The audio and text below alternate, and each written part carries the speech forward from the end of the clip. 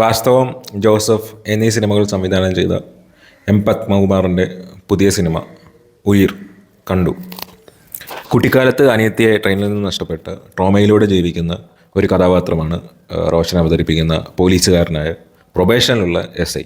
ഒരു മൃതദേഹം കിണറ്റിൽ നിന്ന് കിട്ടുകയും അതിനോടനുബന്ധിച്ച് നടക്കുന്ന തുടരന്വേഷണവുമാണ് സിനിമയുടെ ഇതിവൃത്തം. വലിയ പുതുമയൊന്നുമില്ലാത്ത, അത്ര എൻഗേജിങ് അല്ലാത്ത ഒരു ക്ലീശേ കഥാപരിസരവും സന്ദർഭവും ഒക്കെയാണ് സിനിമയിൽ കാണിക്കുന്നത്. ഈ സിനിമ ഒരു റിയൽ ഇൻസിഡൻറ്റുമായിട്ട് ബന്ധപ്പെട്ടതാണ്. അപ്പോൾ അങ്ങനെയുള്ള സാഹചര്യങ്ങളിലൂടെ കടന്നു പോകുന്ന മനുഷ്യൻ്റെ ഒരു ദയനീയ അവസ്ഥ ഈ സിനിമയിൽ എനിക്ക് ശരിക്കും കാണാൻ സാധിച്ചു.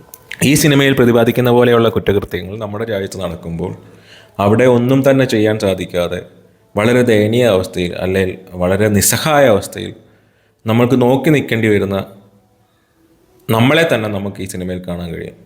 നമ്മളെ എന്ന് പറയാൻ പറ്റില്ല, എന്നെ തന്നെ എനിക്ക് ഈ സിനിമയിൽ കാണാൻ കഴിയും.